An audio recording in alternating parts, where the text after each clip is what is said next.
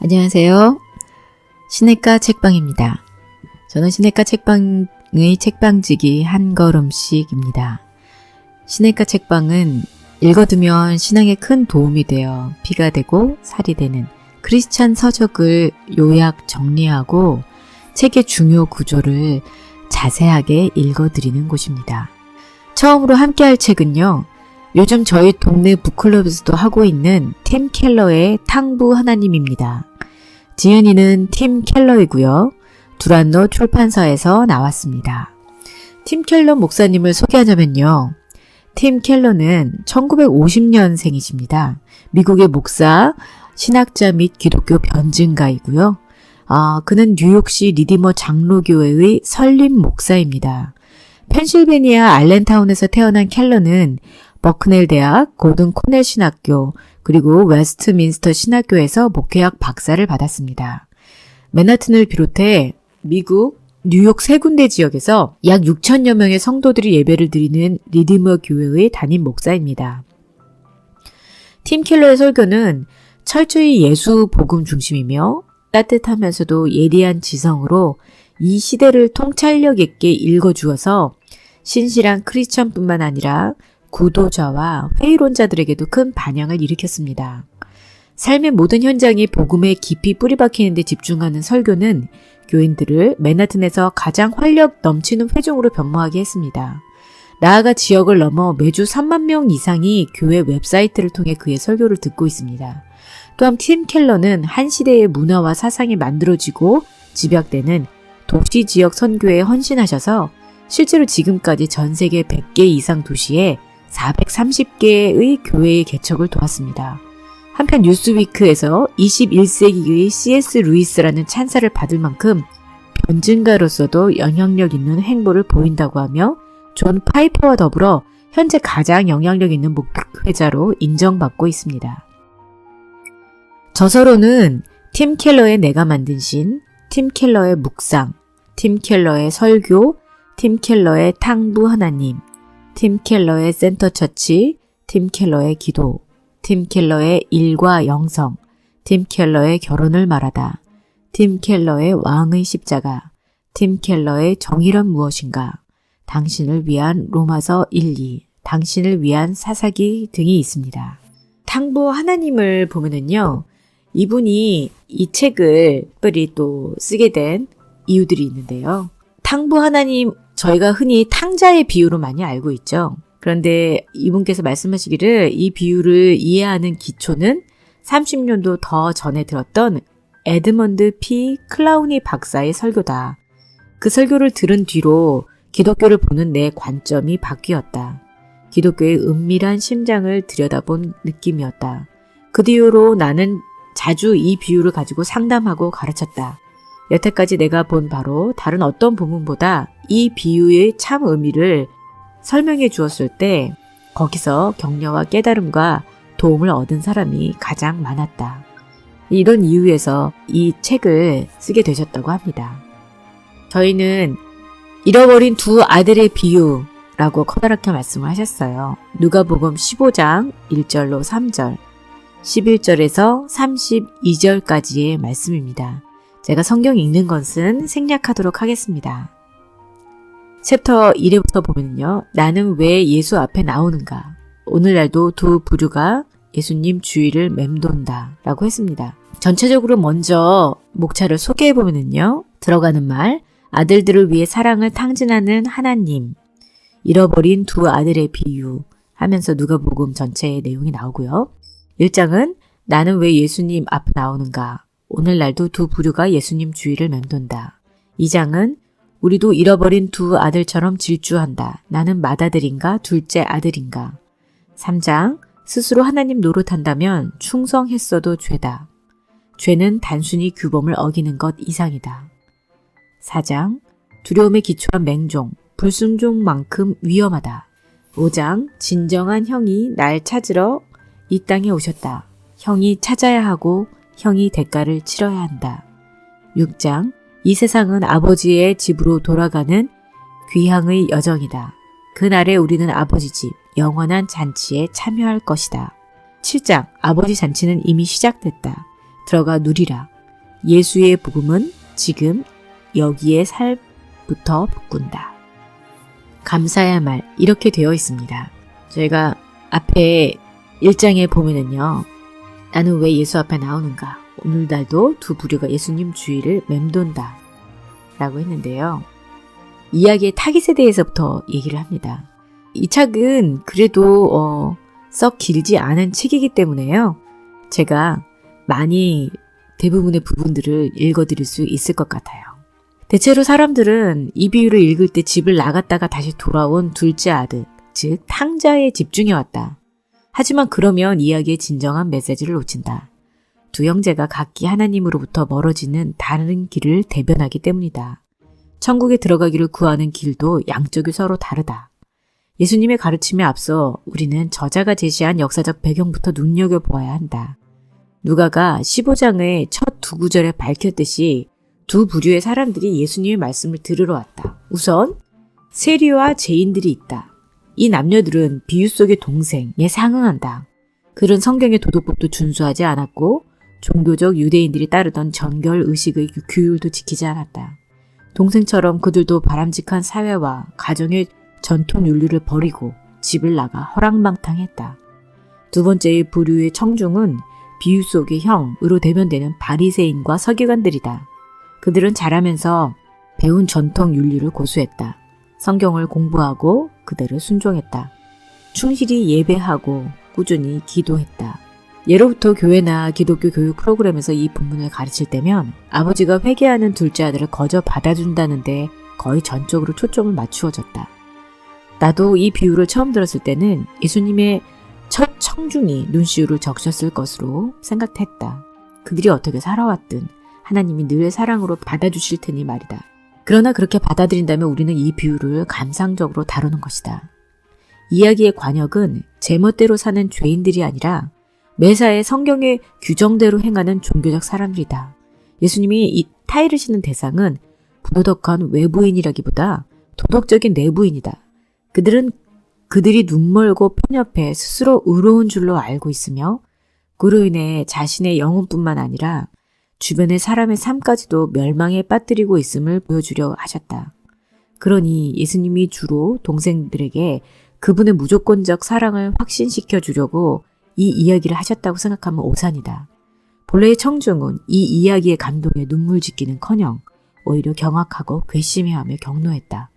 예수님의 취지는 좌중의 마음을 훈훈하게 하는 것이 아니라 우리의 범주를 허무시는 것이었다. 이 비유로 예수님은 하나님의 죄, 구원에 대해 거의 모든 사람이 하고 있던 생각이 틀렸음을 지적하신다. 그분의 이야기는 동생의 해로운 자기 중심성을 드러낼 뿐만 아니라 형의 도덕주의적 삶도 가차없이 질책한다.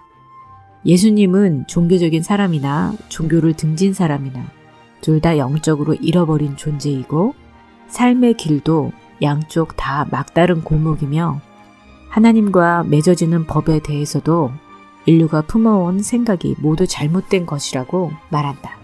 어느 집이든 대체로 맞이는 부모를 기쁘게 하려고 하고 책임감 있게 부모의 기준에 따른다. 동생은 반항하는 경향이 있어 차라리 자유인이 되어 친구들 틈에서 인정받으려 한다. 마지는 자라서 전통적인 직장을 잡고 부모의 근처에 정착하지만 동생은 비록 허름한 월세방에 살지라도 집에서 멀리 떠나 뉴욕과 로스앤젤레스 같은 화려한 도시에 산다. 이런 자연스러운 기질 차이는 근대 이후로 더 두드러지게 나타났다. 19세기 초에 산업화 여파로 부상한 신중산층 부르주아 계급은 근면한 노동 윤리와 올바른 도덕성으로 정당성을 얻고자 했다. 그러나 부르주아 계급의 위선과 경직성이 감지되자 이에 대한 반작용으로 보헤미안 공동체들이 출현했다. 앙리 뮤르제의 영향을 받은 1840년대의 파리, 런던의 블룸스버리 그룹, 뉴욕 그린치 빌리지의 비트 세대, 오늘날 룩 인디밴드의 모습들이 다 그런 예다. 보헤미안들은 인습에서 해방되는 개인적 자유를 중시한다. 현대사회의 소위 문화전쟁도 어느 정도는 그런 상충되는 기질 내지 중동의 재현이다. 요즘은 종교가 없거나 아예 종교를 배격하는 사람들이 점차 늘고 있다. 도덕적 문제는 굉장히 복잡한 것이라고 여기는 그들은 타인의 삶에 대한 도덕적 권위를 주장하는 개인이나 기관을 무조건 의심의 눈초리로 바라본다. 반면에 이런 세속적 정신의 발흥에도 불구하고 보수적인 정통 종교 운동들도 상당한 성장세를 보여왔다. 많은 사람이 소위 도덕적 상대주의의 맹공에 경각심을 느껴 문화 탈환을 위해 뭉쳤는데 그들이 동생을 보는 시각은 바리새인들만큼이나 배격적이다. 예수님의 가르침은 종교를 등진 사람들을 항상 끌어들인 반면 당대의 종교적이고 성경을 믿던 사람들에게는 오히려 걸림돌이 되었다. 그런데 오늘날 우리 교회들은 대체로 그런 효과를 일으키지 못하고 있다. 예수께 끌렸던 외부인들이 현대 교회에는 끌리지 않고 있다. 가장 권위적인 교회의 경우도 마찬가지다. 오히려 우리가 끌어들인 사람들은 보수적이고 반듯하고 도덕적인 경향이 인습을 벗어난 난잡한 사람들이나 소외되고 망가진 사람들은 교회를 피한다. 그 의미는 하나뿐이다. 우리의 설교와 행실이 사람들에게 미치는 영향이 예수님과 같지 않다면 우리가 전하는 메시지가 예수님이 선포하시는 메시지와 같지 않은 것이다. 우리가 동생들의 마음에 가닿지 못하고 있다면 우리 교회가 생각보다 더 형들의 세상이라는 걸 깨달아야 한다. 2장, 우리도 잃어버린 두 아들처럼 질주한다. 나는 맏아들인가 둘째 아들인가. 예수님의 이야기에 가장 걸맞은 명칭은 잃어버린 두 아들의 비유일 것이다. 이 드라마는 두 막으로 되어 있다. 1막의 제목은 잃어버린 둘째 아들이고 2막의 제목은 잃어버린 맏아들이다. 먼저 짧지만 충격적인 요청으로 1막이 시작된다. 둘째 아들은 아버지에게 가서 재산 중에 내게 돌아올 분깃을 내게 주소서라고 말한다. 이 비유를 들은 최초의 청중은 이런 요구에 경악했을 것이다. 아들이 가산의 일부를 자기 몫으로 바라는 게 부당해서는 아니다. 당시에는 아버지가 죽으면 맏아들은 다른 자녀보다 2배의 유산을 받았다. 아버지의 상속자가 둘이면 재산의 3분의 2는 맏이의 차지가 되고 나머지 3분의 1은 둘째에게 돌아갔다. 그러나 유산의 분배는 아버지의 사후에만 이루어졌다. 둘째 아들이 유산을 지금 달라고 한 것은 지극히 무험한 행위였다. 아버지 생전 유산을 구한다는 건 아버지가 죽기를 바란다고 말하는 것과 같았다. 한마디로 둘째 아들의 말은 자신은 아버지의 재산만 원할 뿐 아버지는 싫다는 뜻이었다. 여태 그에게 아버지란 유산을 물려받기 위한 수단이었을 뿐이었는데 이젠 그 관계마저도 지겨워졌다. 그래서 그는 벗어나고 싶어졌다. 그래서 둘째는 아버지에게 감히 찾아가서 이제 내 몫을 넘겨주시지요 라고 말한다. 아버지의 반응은 아들의 요청보다 더 충격적이다. 당신은 고도의 가부장 사회였으므로 어른들, 특히 부모에게 품는 경의와 존경이 더없이 중요했다. 이 상황에서 중동의 전통적인 아버지가 의당 보일 반응이란 아들을 호되게 혼낸 뒤 집안에서 내쫓는 것이었다. 그런데 아버지는 그러기는커녕 그 살림을 각각 나누어 주었다. 이 의미를 이해하려면 본문의 살림으로 번역된 헬라어 단어 요스가 본래 생명을 뜻한다는 데 주목해야 한다. 굳이 재산을 지칭하려면 더 구체적인 단어를 쓸 수도 있었으나 예수님은 그러지 않으셨다. 그 이유가 무엇일까? 이 아버지의 재산은 주로 부동산이었을 테니 순 자산의 3분의 1을 떼어내려면 보유한 토지의 상당량을 팔아야 했을 것이다. 우리는 이동이 잦은 도시 문화에 살다 보니 옛날 사람들과 땅의 관계를 잘 이해하지 못한다. 과거에는 사람들의 정체성 자체가 장소와 땅에 매여 있었다. 땅의 일부를 잃으면 곧 자아의 일부를 잃고 지역사회 내에서 지위가 뭉텅 잘려나갔다. 성공하여 모든 것을 갖춘 남녀 CEO들이 아픈 자녀들을 돌보려고 사업을 몽땅 팽개친 사연을 다들 들어보았을 것이다. 똑같은 예는 아니지만 본문에 나오는 아버지도 한 일과 비슷한 예이다. 결국 아버지에게 둘째 아들이 요구한 것은 아버지의 목숨을 찢어달라는 것이었다. 그런데 아버지는 아들을 사랑해 그대로 해준다. 당시 예수님의 이야기를 들었던 청중은 대부분 중동의 가부장에게서 그런 식의 반응을 본 적이 없었을 것이다. 이 아버지는 사랑을 거부당한 고통뿐만 아니라 처참한 명예훼손까지 참고 견딘다. 대개 우리는 사랑을 거부당하면 화가 나서 복수한다. 거부한 사람을 향한 사랑을 최대한 거둬들여 자신의 상처를 줄인다. 그런데 이 아버지는 아들을 줄곧 사랑하며 괴로움을 견딘다. 아들이 허랑방탕하게 살다가 돌아오려고 생각했었을 때 자신을 품꾼으로 여겨달라고 요청한 것이 있었다. 종은 주인 집에 살면서 일했으나 품꾼은 인근 마을에 살면서 품삯을 벌던 각종 상인과 공장이었다. 많은 주석가가 보기에 아들의 전략은 이런 것이었다. 둘째 아들은 자기 집안은 물론 지역 사회 전체의 수치가 되었다. 아버지의 편처럼 그는 죽었다. 랍비들의 가르침에 따르면 지역 사회의 규범을 어긴 사람은 사죄만으로는 안 되고 배상까지 해야 했다. 그러니까 아들이 하려는 말은 이것이었다. 아버지, 제가 다시 집안에 들어갈 자격이 없음을 압니다. 하지만 아버지의 품꾼 중 하나에게 저를 도제로 붙여주신다면 일을 배워 품삯을 벌어서 조금이나마 빚을 갚겠습니다. 이것이 그의 계획이었다. 둘째 아들은 돼지 우리에서 이 대사를 연습한다. 아버지를 대면할 준비를 마치고 일어나 귀향길에 오른다. 여기서 1막은 극적인 마지막 3장에 이른다. 둘째 아들이 걸어오는 모습이 시야에 들어오자 아버지가 그를 보고 달려간다. 그렇다. 달려간다. 대체로 중동의 기품 있는 가부장은 달리지 않았다. 아이와 여자와 젊은 남자는 달릴 수 있었으나 지역사회의 점잖은 기둥이자 대농장의 소유주인 가장은 달랐다. 그들은 아이처럼 겉옷을 들쳐 올려 다리의 맨살을 드러내지 않았다. 그런데 이 아버지는 그렇게 한다. 아들에게 달려가 감정을 그대로 내보인다. 아들을 끌어안고 입을 맞춘다. 틀림없이 아들은 깜짝 놀랐을 것이다. 그는 당황해서 앞으로의 계획을 주섬주섬 늘어놓으려 한다. 그러나 아버지가 말을 막는다.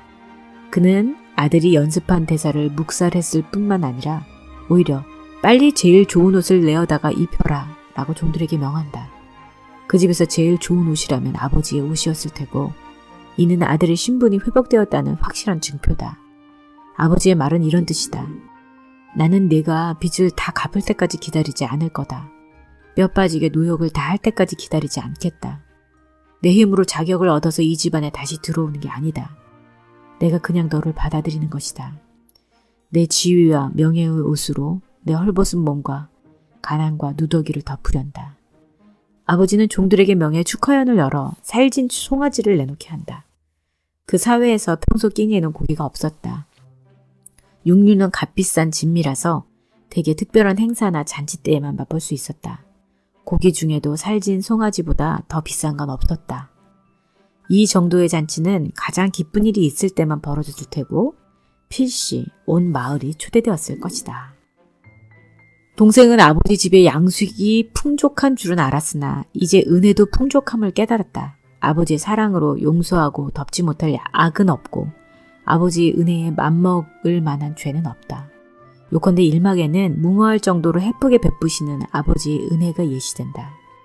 예수님이 보여주시듯이 아버지가 사랑으로 아들을 끌어안은 시점은 아들이 개가천선을 입증하기 전이었을 뿐만 아니라 외워두었던 회개의 대사조차 다 읽기 전이었다.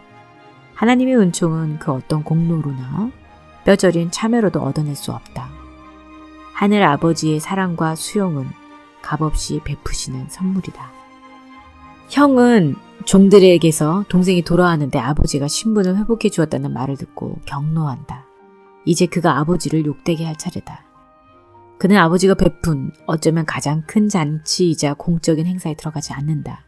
문 밖에 남아 아버지의 행동에 대해 공공연히 불신임의 표를 던진다. 아버지가 맏아들과 말하려고 부득이 자리를 뜬 것은 대연의 주체자로서 채신이 깎이는 일이었다. 아버지가 들어가자고 타일러도 그는 한사코 거부한다. 맏아들이 이토록 격노한 이유는 무엇인가?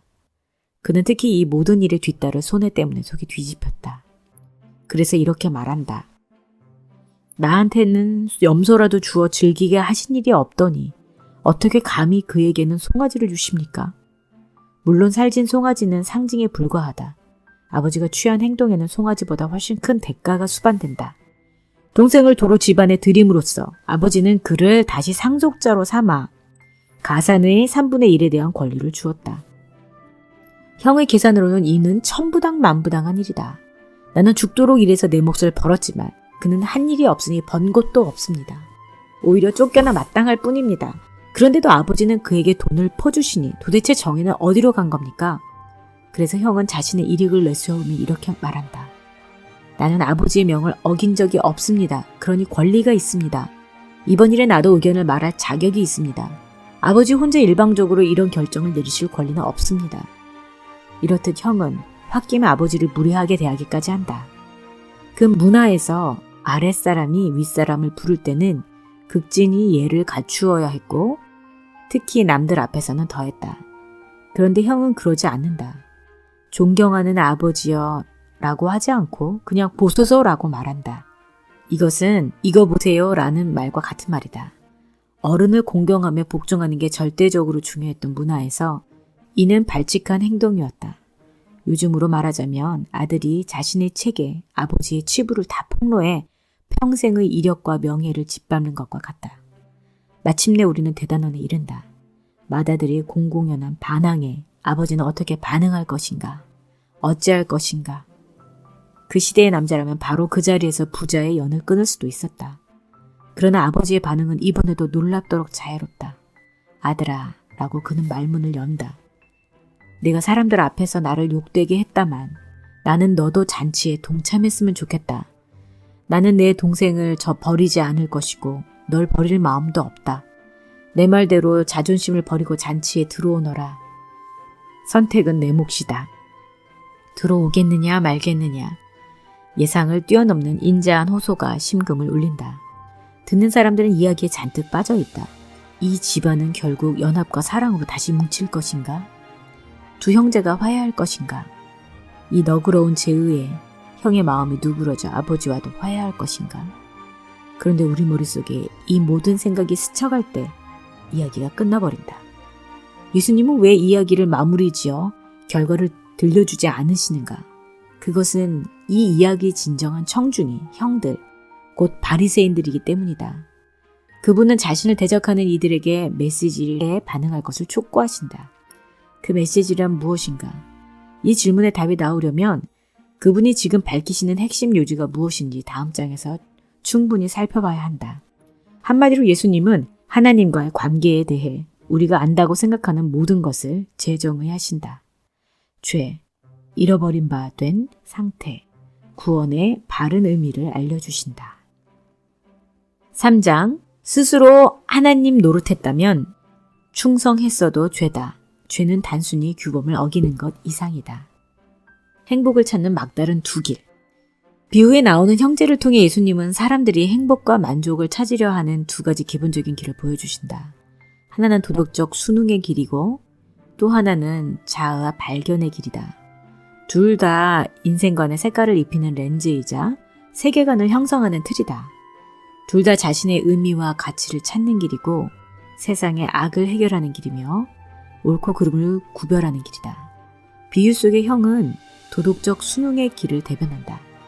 예수님 시대의 바리새인들은 자신들이 하나님께 선택받은 백성이로되 그 신분을 잃지 않고 그분의 복과 최종 구원을 받으려면 성경에 엄격히 순종하는 수밖에 없다고 믿었다.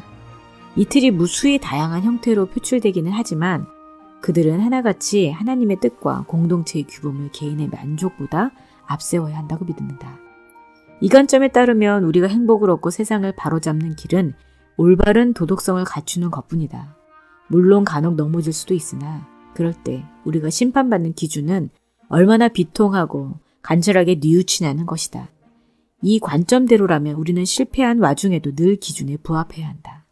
비유 속의 동생은 자아 발견의 길을 대변한다. 고대의 가부장적 문화에도 이 길을 택하는 사람들이 덜어 있었으나 오늘날에 훨씬 많다. 이 틀의 주장대로라면 개개인은 관습과 인습을 초월해 자유로이 자의 목표와 자아 실현을 추구해야 한다. 이 관점에 따르면 전통, 편견, 위기적 권위 등 개인의 자유를 가로막는 장벽이 약화되거나 제거될 때 세상은 더 나은 곳이 된다. 도덕적 순응의 길을 가는 사람은 이렇게 말한다. 나는 내가 하고 싶은 대로 하지 않고 전통과 공동체가 원하는 대로 할 것이다. 자아 발견의 길을 선택하는 사람은 이렇게 말한다. 무엇이 내게 옳고 그른지를 정할 수 있는 사람은 나뿐이다.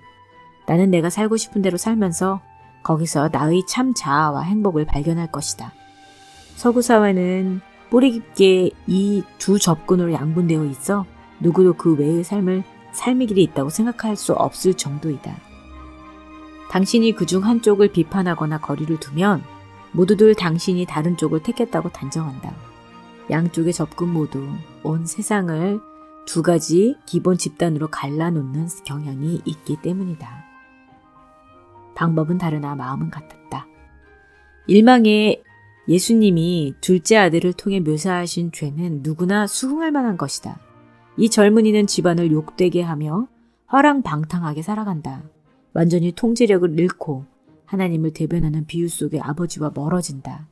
누구든지 그렇게 사는 사람은 하나님으로부터 끊어질 것이며 비유를 듣던 청중도 다 그렇게 생각했을 것이다. 그러나 이막의 초점은 맏아들이다. 그는 아버지에게 철저히 순종했고 유축컨대 아버지의 명령에 다 순종한 셈이다.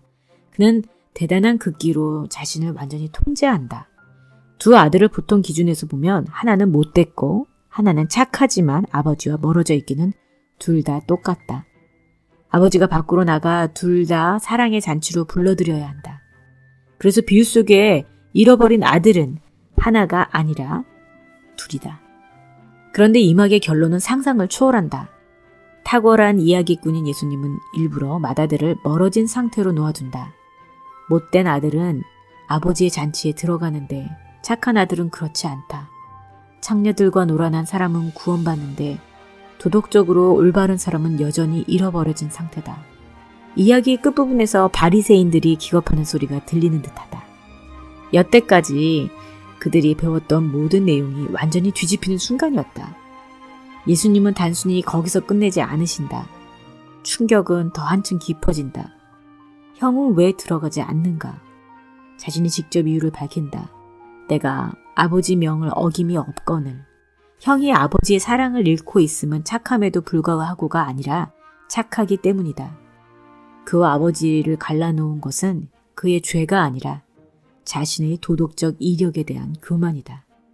그를 아버지의 잔치에 동참하지 못하게 막는 건 그의 악이 아니라 의다. 어떻게 그럴 수 있는가? 답은 두 형제의 마음과 그것으로 대변되는 두 삶의 길이 언뜻 달라 보이나 몹시 닮았다는 데 있다. 둘째 아들이 이 삶에서 가장 원했던 것은 무엇인가? 그는 가산의 지분에 대한 아버지의 감독을 받아야 한다는 게 못내 싫었다. 스스로 결정해 자기 몫의 재산을 마음대로 쓰고 싶었다. 그래서 그 뜻을 어떻게 이루었는가? 대담한 강공작전을 폈다.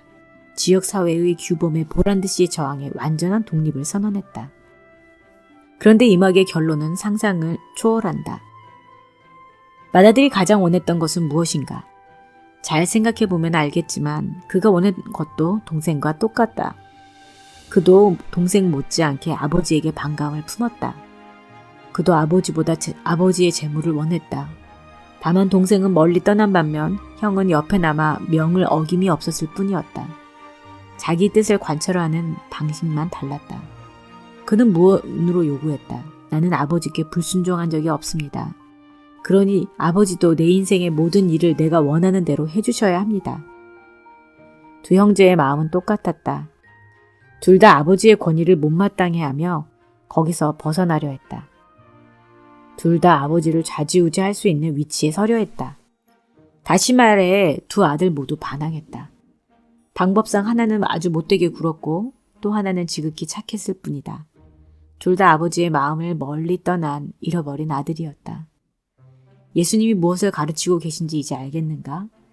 두 아들 중 누구도 아버지를 사랑하지 않았다. 둘 다 아버지를 이용해 이기적인 목표를 이루려 했을 뿐이지 아버지를 사랑해서 즐거워하고 아버지를 위해 섬긴 게 아니다. 하나님께 반항해 그분과 멀어지는 길이 두 가지라는 뜻이다. 하나는 그분의 규율을 어기는 것이고 또 하나는 모든 규율을 열심히 지키는 것이다. 충격적인 메시지다. 하나님이 율법에 힘써 순종하는 게 오히려 그분께 반항하는 하나의 전략이 될 수도 있다니. 이 비유를 통해 예수님은 죄의 개념을 훨씬 심화시키신다. 그분이 알려주지 않으시면 우리 중 누구도 알 수 없을 것이다. 대부분의 사람들이 생각하는 죄는 하나님의 행동 규범을 지키지 못하는 것이다. 그러나 예수님이 정의하시는 죄는 그 이하는 아니지만 거기서 그치지 않는다. 플래너리 오코너의 소설 현명한 피에 보면 등장인물 헤이즐 모치에 대해 이런 말이 나온다. 그 사람은 죄를 피하는 게 곧 예수를 피하는 길이라는 깊고 어둡고 사악한 무언의 확신을 품고 있었다. 이것은 심오한 통찰이다. 구주로서의 예수님을 피하려면 모든 도덕법을 지키면 된다. 그러면 당신에게 권리가 생겨난다. 하나님은 당신에게 기도응답, 행복한 삶, 사후에 천국 입장권을 주셔야 할 의무가 있다. 값없는 은혜로 당신을 용서해 줄 구주는 필요 없다. 당신이 자신의 구주이기 때문이다. 분명히 이것이 비유 속의 형의 태도다. 그가 아버지에게 그토록 노한 까닭은 무엇인가? 그는 집안에 오시며 반쥐며 가축을 어떻게 써야 할지 자신의 의견을 낼 권리가 있다고 생각했다.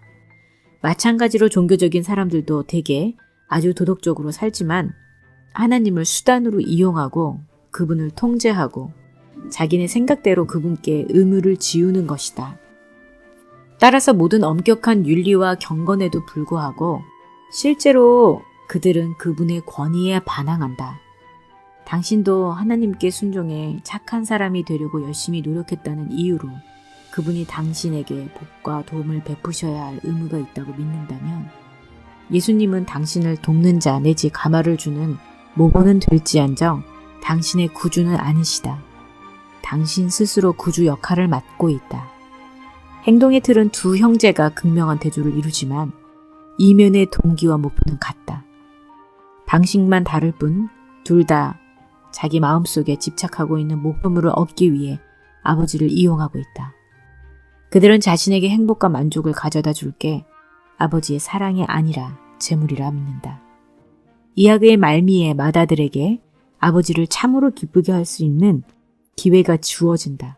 잔치에 들어가면 된다. 그러나 노하여 거부하는 것으로 보아 한 번도 아버지의 행복이 그의 목표였던 적이 없다는 걸 알 수 있다. 아버지가 동생의 신분을 회복시키자 자기 유산의 지분이 줄어든 형은 본색을 드러낸다. 그는 갖은 수를 써서 아버지에게 반항하며 상처를 입힌다. 당신도 순종을 통해 하나님을 통제하려 든다면 당신의 모든 도덕은 하나님을 이용하는 수단에 지나지 않는다. 당신이 삶 속에서 정말 원하는 것들을 그런 식으로 그분께 받아내려는 것이다. 피터 셰퍼의 희고 아마데우스에서 젊은 살리에리가 하나님께 버리는 흥정이 전형적인 예다. 나는 소년이 생각할 수 있는 가장 오만한 기도를 몰래 올리곤 했다. 주여, 저를 위대한 작곡가가 되게 하소서. 음악으로 주의 영광을 찬미하게 하시고 저도 칭송받게 하소서. 사랑하는 하나님이여, 제가 온 세상에 유명해져 불멸의 존재가 되게 하소서. 제가 죽은 후에도 제 작품이 사랑받고 제 이름이 영원히 회자되게 하소서. 그 대가로 저는 주께 제 순결과 근면함과 가장 깊은 겸손과 삶 전체를 드리겠나이다. 또한 사람들을 최대한 돕겠나이다. 아멘. 또 아멘. 처음에 살리에리는 이 맹세를 지키며 살아간다. 여자들을 건드리지 않고 열심히 음악을 공부하고 많은 음악인을 무상으로 가르치고 빈민을 줄기차게 돕는다. 자신의 길이 음악 쪽으로 잘 풀리자 그는 하나님의 거래 조건을 잘 지키시는 것으로 믿는다. 그때 음악적인 재능이 살리에리보다 훨씬 뛰어난 모차르트가 등장한다. 그의 천재성은 하나님이 부여하신 게 분명하다. 모차르트의 중간 이름인 아마데우스는 하나님께 사랑받는다라는 뜻이다. 그런데 모차르트는 속된 방종을 일삼는 동생이다. 하나님이 모차르트에게 무모할 정도로 헤프게 부어주신 재능은 살리에리의 마음속에 신앙의 위기를 촉발한다. 살리에리의 말은 비유 속의 형의 말과 섬뜩하리만치 비슷하다. 도무지 이해할 수 없었다. 나는 하나님께 재능을 받을 만한 자격을 갖추려고 본능적 욕망마저도 다 물리치고 있건만 모차르트는 약혼까지 한 상태에서 온갖 방종을 일삼는데도 아무런 징계가 없었다. 결국 살리에리는 하나님께 이제부터 당신과 나는 서로 적입니다 라고 말하고 그 뒤로 어떻게든 모차르트를 무너뜨리려 한다. 안타깝게도 셰퍼의 희곡에서 하나님이 침묵만 지키고 있어 결국 원한과 증오의 절망이 살리에리를 삼켜버린다. 그러나 예수님이 비유에 나오는 아버지는 형이 그런 감정에 빠지기 시작할 때부터 이미 그를 건지려고 손을 내민다. 살리에리는 순결과 자선에 부지런히 힘썼으나 결국 그것은 지독한 사욕의 산물이었다. 하나님과 빈민은 유용한 도구에 불과했다. 그는 가난한 이들과 하나님을 위해 시간과 돈을 희생했다고 되뇌었지만 사실 희생은 없었다. 다 자신을 위한 일이었고 명성과 큰 돈과 자존감을 얻기 위한 것이었다. 살리에리는 모차르트 그자가 나타나고부터 나 자신이 싫어졌다라고 말한다. 하나님과 빈민을 섬겼어도 그는 그토록 탐하던 영광을 얻지 못했고 이를 깨닫는 순간 마음에 사리를 품었다. 머자나 점잖고 도덕적인 살리에리가 속되고 부도덕한 모차르트보다 더 큰 악을 저지를 수 있는 사람으로 변한다. 종교와 담을 쌓은 사람은 아마데우스 모차르트지만 결국 하나님과 훨씬 더 멀어진 쪽은 독실한 살리에리다. 예수님의 비유와 같다. 이런 사고방식은 살리에리의 경우보다 더 은근한 형태로 존재할 수 있다. 내가 아는 한 여성은 다년간 기독교 사역에 몸 담았는데 중년의 만성질환에 걸리자 절망에 빠졌다. 결국 그녀는 자기 마음속 깊이 이런 생각이 도사리고 있음을 깨달았다. 자신이 하나님께 그만큼 해드렸으니 그분도 자신에게 더 나은 삶을 주셔야 할 의무가 있다는 것이었다. 그런 전제 때문에 수렁에서 헤어나오기가 몹시 힘들었다. 다행히 결국은 극복했는데 다시 내면에 비유 속 형 같은 사고방식이 있음을 인식한 것이 개선의 돌파구가 되었다. 형들이 하나님께 순종한 것, 하나님께 무언가를 얻기 위해서다. 하나님을 얻으려고, 즉 그분을 닮고 사랑하고 알고 즐거워하려고 순종하는 게 아니다. 동생들은 하나님을 믿지 않고 스스로 옳고 그름을 정한다지만 종교적이고 도덕적인 사람들도 그에 못지않게 구주와 주님으로서의 예수님을 피할 수 있다. 요컨대 여기 우리 죄에 대한 예수님의 급진적인 재정의가 있다. 거의 모든 사람이 죄를 일련의 규범을 어기는 것으로 정의한다. 그러나 예수님은 도덕적 비행을 사실상 하나도 범하지 않은 사람도 가장 방탕하고 부도덕한 사람 못지않게 영적으로 철저히 잃어버려진 상태일 수 있음을 보여주신다. 왜 그럴까? 죄란 단순히 규범을 어기는 게 아니라 구주요, 주님이요, 재판장이신 하나님의 자리에 자신이 올라서는 것이기 때문이다. 자기 삶에서 아버지의 권위를 몰아냈던 두 아들처럼 말이다. 살리에리도 이와 같다고 누군가 말해주렸다면 젊은 그는 극구 부인했을 것이다. 순결을 지키고 자선을 베푸는 삶은 그의 뜻보다 하나님의 뜻이 아니던가. 그렇게 그는 하나님을 높이고 그분께 복종하지 않았던가. 하지만 그분의 순전한 은혜에 의지한 게 아니라 자신의 선행으로 하나님께 빚을 지워 그분을 통제하려 함으로써 그는 스스로 자신의 구주로 행세했다. 하나님이 불공평하다고 우기며 모차르트를 향해 원한과 사리를 품었을 때 그는 하나님의 자리에 올라서 재판장이 되었다. 스스로 자신의 구주와 주인이 되는 길은 두 가지가 있다. 하나는 모든 도덕법을 어기고 자기 기준대로 사는 것이고 또 하나는 모든 도덕법을 지켜 극도로 착해지는 것이다. 둘 다 틀렸으나 둘 다 사랑받다. 복음은 앞의 두 접근과 구분된다. 복음의 관점에서 보며 모든 사람이 틀렸으나 모든 사람이 사랑받는다. 복음은 모든 사람을 불러 그 사실을 인식하게 해서 변화시킨다. 반면에 형부류의 사람은 세상을 둘로 나눈다. 착한 사람들이 실세고 나쁜 사람들은 퇴물이다. 세상의 진짜 문제는 후자다. 하나님을 믿지 않은 동생부류의 사람들도 똑같이 말한다. 아니다. 넓은 마음으로 관용하는 사람들이 실세이고 옹졸한 고집불통들은 퇴물이다. 세상의 진짜 문제는 후자다. 그러나 예수님은 겸손한 사람들이 실세이고 교만한 사람들은 퇴물이다 라고 말씀하신다. 자신이 별로 선하지 못하거나 마음이 넓지 못하다고 고백하는 사람들은 하나님 쪽으로 간다. 하나님의 은혜를 받으려면 자신에게 은혜가 필요함을 아는 게 선결 조건이기 때문이다. 그러나 자신이 이대로 괜찮다고 우기는 사람들은 하나님을 떠나가고 있다. 여호와께서는 겸손한 자들을 돌보시며 교만한 자들을 멀리하신다. 두 아들 모두 틀렸고 모두 사랑받았으나 이야기는 서로 다르게 끝난다. 예수님은 왜 줄거리를 그렇게 구성하셨을까? 왜 하나는 구원받고 아버지와의 바른 관계가 회복되지만 다른 하나는 그렇지 못할까? 예수님이 이런 말씀을 하시려는 것일 수도 있다. 자력구원 사업은 둘 다 틀렸지만 똑같이 위험한 것은 아니다. 여기서 이 비유의 아이러니가 하나 더 드러난다. 동생이 아버지를 피해 떠난 일은 너무도 명백했다. 그는 마음만이 아니라 말 그대로 몸으로도 아버지를 떠났다. 형은 집에 남아있었지만 실상은 동생에 비해 아버지와 더 멀어지고 소원해졌다. 눈이 멀어 자신의 진상을 보지 못했기 때문이다. 누가 만일 그도 역시 아버지의 권위와 사랑에 반하고 있다고 귀뜸해 주었다면 그는 분하여 길길이 낯뛰었을 것이다. 하지만 형은 지독히 반항했다. 눈멀어 실상을 보지 못하기 때문에 형 같은 바리새인의 상태가 영적으로 더 절망적이다. 종교적인 사람들은 행여 자신과 하나님의 관계가 바르지 못하다는 말이라도 들으면 이렇게 반응한다. 나한테 감히 어떻게 그렇게 말을 해? 나는 교회 문이 열려 있을 때마다 항상 교회에 있는데. 이에 대해 예수님은 이렇게 말씀하신다. 그건 중요하지 않다. 일찍이 이렇게 가르친 사람은 아무도 없었다. 4장 두려움에 기초한 맹종, 불순종만큼 위험하다. 맏아들도 둘째 못지않게 잃어버린 존재다. 스스로 만들어낸 감옥에서 살다. 예수님은 죄와 구원을 이름과 찾음의 은유로 말씀하신 적이 많다. 누가복음 15장에 예수님이 종교 지도자들에게 들려주신 3가지 비유가 나온다. 첫 번째 비유의 목자는 잃어버린 한 마리의 양을 되찾고, 두 번째 비유의 여인은 잃었던 동전 하나를 되찾는다.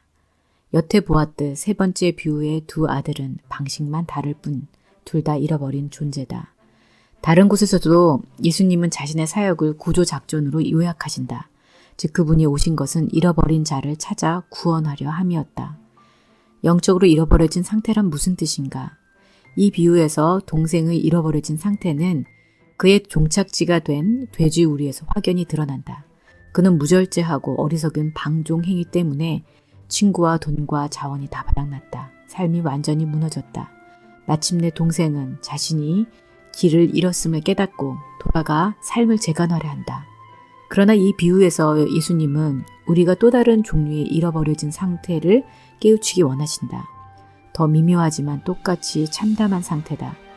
죄에 대한 예수님의 더 깊은 정의를 알았으니 이제 우리는 이것도 인식할 수 있어야 한다.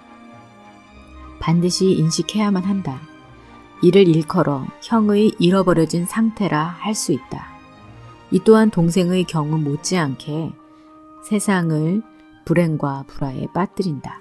형을 더 자세히 살펴보면 이 상태의 특징을 알 수 있다. 형은 화가 났다. 그가 하는 말마다 원망이 뚝뚝 떨어진다. 형 같은 태도를 품은 사람의 첫 번째 징후는 삶이 자기 뜻대로 풀리지 않을 때 그냥 슬픈 정도가 아니라 분노와 원한이 깊어진다는 것이다. 형들은 자신이 착하게 살면 삶이 행복해져야 한다고 믿는다. 자신이 기준에 부합하려고 열심히 노력하면 하나님이 평탄한 길을 주실 의무가 있다고 믿는다. 그러면 만일 당신이 형인데 삶이 엉뚱하게 풀린다면 어떻게 될까?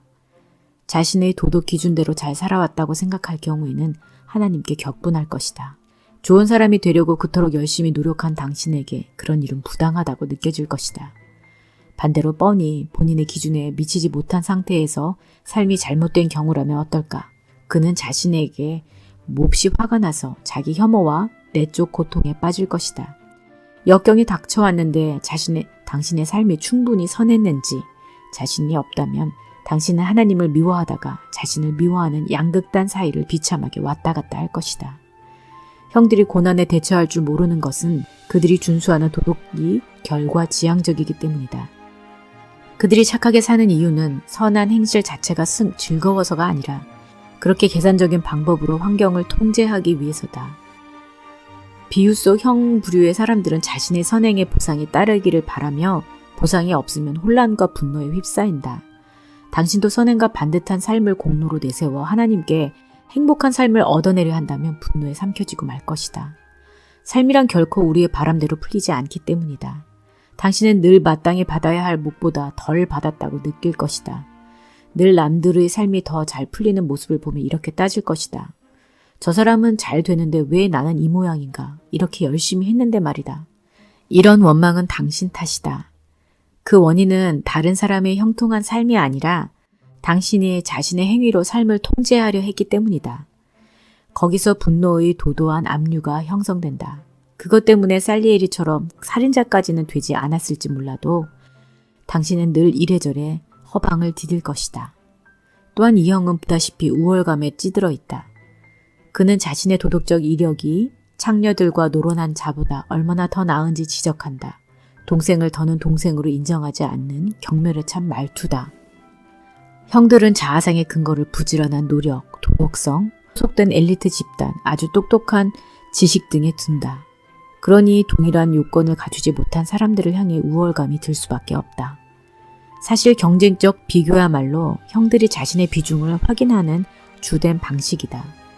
인종차별과 계급주의는 형들이 벌이는 자력구원 사업이 다르게 표현된 예에 불과하다. 이런 역동이 유난히 극명해지는 때는 형들이 자신의 올바른 종교를 최고로 내세울 때다. 만일 어떤 집단이 자기네의 유독 참된 교리, 예배방식, 윤리적 행동 때문에 하나님이 자신들에게 은총을 베푸신다고 믿는다면 그들은 이런 요건을 갖추지 못한 사람들에게 적대적인 태도를 품을 수 있다. 하나님의 적들에게 대항할 뿐이라는 그들의 주장 이면에는 스스로 의롭게 여기는 자세가 숨어 있다. 세상을 그런 렌즈로 보면 순전히 진리일 뿐이라는 미명하에 미움과 압제를 정당화하기가 쉬워진다. 스스로 의롭게 여기는 형의 태도는 인종차별과 계급주의를 유발할 뿐 아니라 개인적 차원에서 용서에 인색한 비판적 자세를 낳는다. 이런 형은 동생을 용서할 수 없다. 동생이 사회에서 집안의 위상을 실추시키고 가문의 명예에 먹칠을 하고 가산을 날렸다는 이유에서다. 형은 동생이 창녀들과 놀아나는 동안 자신은 집에서 깨끗하게 살았다는 사실을 강조한다. 나라면 저렇게 악한 짓은 절대로 못한다라고 심중에 되낸다. 그는 자신을 인류로 하는 죄인 공동체의 일원으로 보지 않기 때문에 자신의 원한에서 헤어나지 못한다. 상대를 향해 우월감을 품은 상태에서 그 사람을 용서하기란 불가능하다. 예를 들어 당신이 화를 잘 못 참는 사람인데 당신과 똑같이 화 잘 내는 사람을 보았다면 그럴 때는 용서하기가 쉽다. 당신도 전혀 나을 바 없는 사람임을 스스로 알기 때문이다. 나도 똑같이 못됐는데 어떻게 남을 비난할 수 있겠는가. 그러나 형의 죄와 하나님을 향한 반감은 겹겹의 수양과 도덕적 행동 밑에 꼭꼭 숨어있기 때문에 그들은 누구를 향해서든 당연히 우월감을 느낀다. 거짓말하거나 바람을 피우거나 하나님께 기도하지 않은 사람들을 보면 그들은 상대를 깔본다. 그런 사람이 피해를 입기라도 하면 그들은 가해자를 향해 노발대발할 권리와 그 잘못을 두고두고 지적할 권리가 자신에게 있다고 믿는다. 그 근거는 흠잡을 데 없는 자신의 이력에 있다. 알코올 중독자의 결혼 생활이 전형적인 예다. 알코올 중독자는 번번이 가족들을 크게 실망시킨다. 중독자의 아내는 고생의 결과로 엄청난 자기 연민과 독선적인 태도에 빠질 때가 많다. 그래서 남편을 나 몰라라 하면서도 그의 죄의 전력만은 늘 붙들고 늘어진다. 그럴수록 중독자는 더 자기 혐오가 깊어져 그 이유로라도 술을 마신다. 파멸의 악순환이다. 어쩌면 형에게는 자신의 자아상을 떠받치기 위해 비난의 대상으로 늘 고집불통인 동생이 필요했는지도 모른다. 동생은 잘난 척하는 형 때문에 개과천선하기가 더 어려웠는지도 모른다. 그러나 동생이 잘못을 인정하고 아버지가 그를 환영해주자 형은 기존의 구도가 깨어졌음을 깨닫고 노기가 충천했다. 형이 자신의 본 마음을 알았다면 이렇게 말했을 것이다. 방식만 다르다 뿐이지 나도 동생과 똑같이 이기적이고 아버지의 속을 썩이고 있어. 나는 우월감을 느낄 권리가 없어. 그랬다면 그도 아버지처럼 거리낌 없이 동생을 용서했을 것이다. 하지만 형들은 자신을 그렇게 보지 않는다. 그들의 분노는 스스로 만들어낸 감옥이다. 형의 태도를 품은 사람들의 또 다른 징후는 기쁨 없이 두려움에 기초한 맹종이다. 형은 자신이 아버지에게 순종했다고 자랑하지만 내가 여러 해 아버지를 섬겨라는 말 속에 배우의 동기와 태도가 드러난다. 물론 어떤 일이든 맡은 일에 충성하려면 어느 정도 의무감이 필요하다. 꼭 해야 할 일인데 마음이 내키지 않을 때면 우리는 되게 성실하기 위해서라도 그 일을 한다. 그러나 이 형은 오로지 의무감 때문에 아버지에게 순종했음을 보여준다. 기쁨이나 사랑은 간 곳이 없다. 아버지를 기쁘게 해드리는 것만으로는 보상이 안 된다. 아버지와 마찬가지로 형들은 윤리규범을 꼼꼼히 엄수하고 가정과 공동체와 사회에서 모든 전통적인 책임을 다한다. 그러나 그것은 기쁨 없이 노예처럼 일하는 고역이다. 노예처럼 일한다라는 말에는 강요하거나 떠밀린다라는 어감이 강하다. 마음이 끌려 자원하는 게 아니다. 노예는 두려움 때문에 일한다. 무력으로 가해질 결과가 두려운 것이다. 바로 이것이 형의 근본 동기다. 결국 형들이 착하게 사는 것은 기쁨과 사랑 때문이 아니라 두려움 때문이다. 두려움에서 비롯된 정직은 세상 악의 근본 원인인 인간의 지독한 이기심을 근절하지 못한다. 두려움에 기초한 도덕은 오히려 악을 심화시킨다. 형들의 선행은 결국 사리를 취하려는 것이기 때문이다. 그들이 남에게 친절을 베풀고 빈민을 구제할 수 있으나 깊은 차원에서 보면 그 목적은 둘 중 하나다. 종교적인 형들의 경우는 하나님의 복을 받아내는 것이고 세속적인 형들의 경우는 덕스럽고 너그러운 존재로 자처하기 위해서다. 형 부류의 사람들은 선행 자체가 즐겁거나 사람들을 사랑해서 선을 행하는 게 아니다. 하나님을 기쁘게 하기 위해서도 아니다. 그들이 양식과 옷을 베푸는 대상은 굶주린 빈민뿐이 아니라 자기 자신이다. 뿌리 깊은 이기심이 고스란히 건재할 뿐 아니라 두려움에 기초한 도덕이 오히려 이를 더 부추긴다. 그것은 충격적인 방식으로 터질 수 있고 실제로 터진다. 수많은 교회가 험담과 싸움에 시달리는 이유가 무엇이겠는가? 수많은 사람이 외관상 착실하고 반듯하게 살다가 갑자기 심히 추악한 죄에 빠지는 이유는 무엇인가? 겉으로는 사심이 없어 보이지만 그 밑에 엄청난 이기심이 도사리고 있기 때문이다. 종교와 도덕의 의무는 종종 사람을 짓누르는 무거운 짐이다. 삶에 대한 좌절과 권태감은 억압되고 부정된다. 형들은 행복하고 편안해 보여야 한다는 강박으로 자신까지 숨막히게 한다. 도덕군자 같은 형들이 때때로 자신의 인생을 결단내버리는 것도 그 때문이다. 그들은 의무의 사슬을 벗어던지고 동생처럼 살기 시작해 자신을 아는 모든 일을 충격에 빠뜨린다. 형 같은 태도의 마지막 징후는 아버지 사랑에 대한 확신이 없다는 것이다. 맏아들은 아버지에게는 내게는 즐기게 하신 일이 없더니라고 말한다. 이 형이 아버지와 맺은 관계에는 춤이나 흥겨움이 없다. 선행으로 하나님을 통제하여 구원을 얻어내려는 한 당신은 여태껏 자신이 그분께 충분히 착했는지 알 길이 없다. 하나님이 당신을 사랑하시고 즐거워하심은 결코 확신할 수 없다. 이런 확신이 없을 때 나타나는 증상은 무엇인가? 하나는 이미 언급했다. 삶이 잘못되거나 기도가 응답되지 않을 때마다 당신은 자신이 뭔가 잘못해서 그런가 하는 의문이 든다. 또 다른 증상은 사람들의 비판을 받을 때 기분이 상하는 정도가 아니라 아예 처참히 무너져 버린다는 것이다. 하나님의 사랑이 추상적으로 느껴져 당신 삶에서 진정한 능력을 별로 발휘하지 못하다 보니 사람들의 인정이라도 받아야 스스로 가치를 확인할 수 있기 때문이다. 죄책감에서 헤어나기 힘든 것도 또 하나의 증상이다. 알고 지은 죄가 있으면 회개한 후로도 오래도록 양심이 당신을 괴롭힌다. 회개가 충분히 깊었는지 자신할 수 없기 때문에 계속 자학하는 것이다. 그러나 그 중에 또 확신이 없다는 가장 확실한 증상은 메마른 기도 생활일 것이다.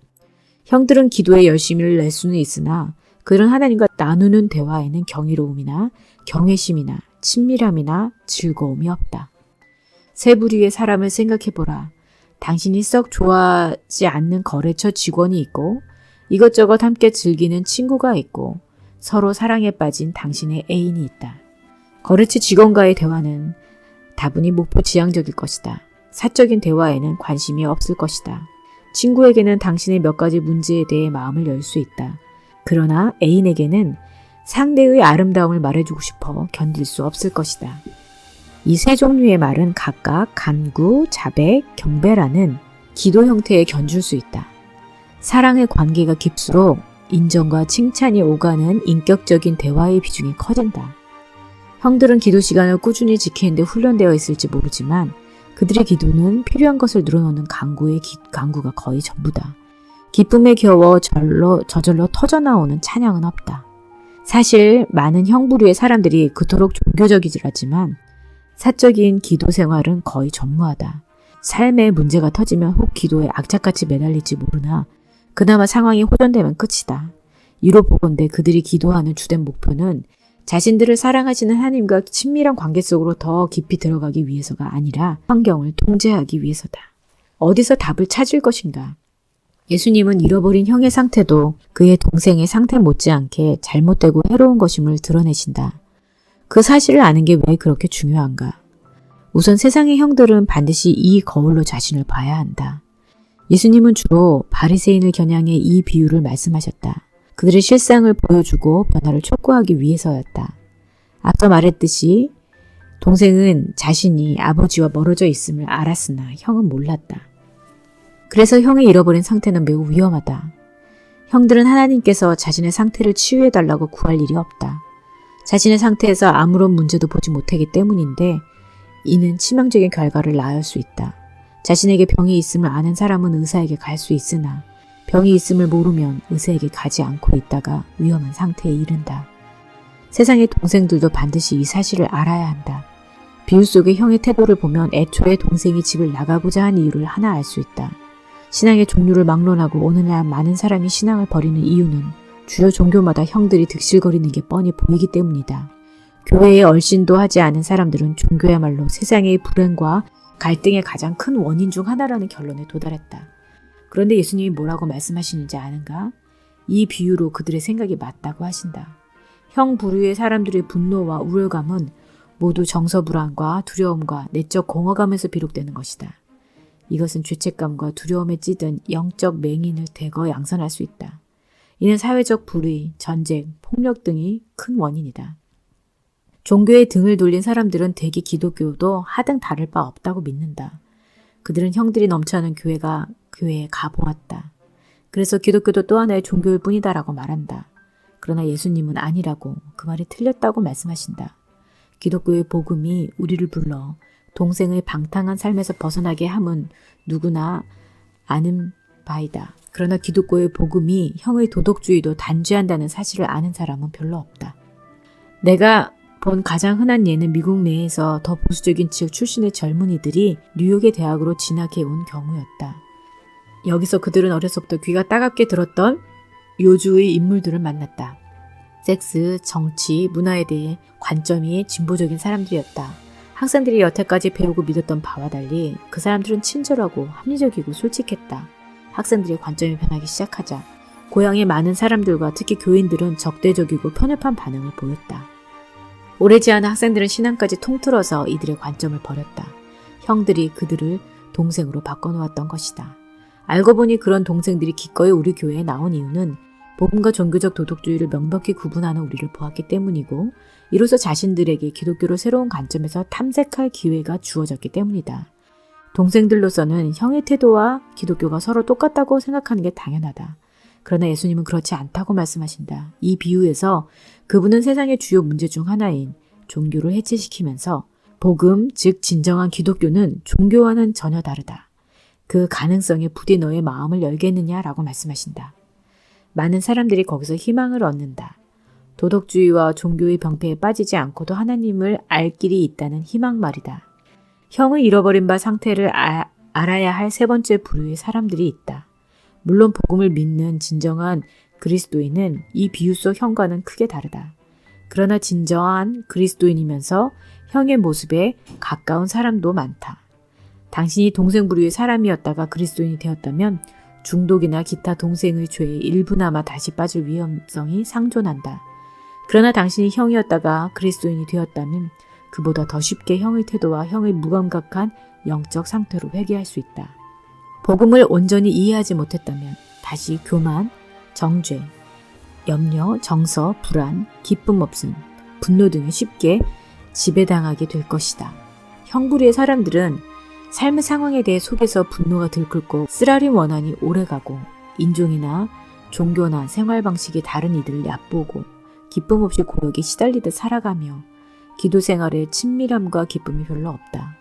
또 정서 불안이 심해 남의 비판과 거부에 대해서는 과민한 반면 남을 정죄할 때는 가차없고 냉혹하다. 얼마나 비참한 모습인가.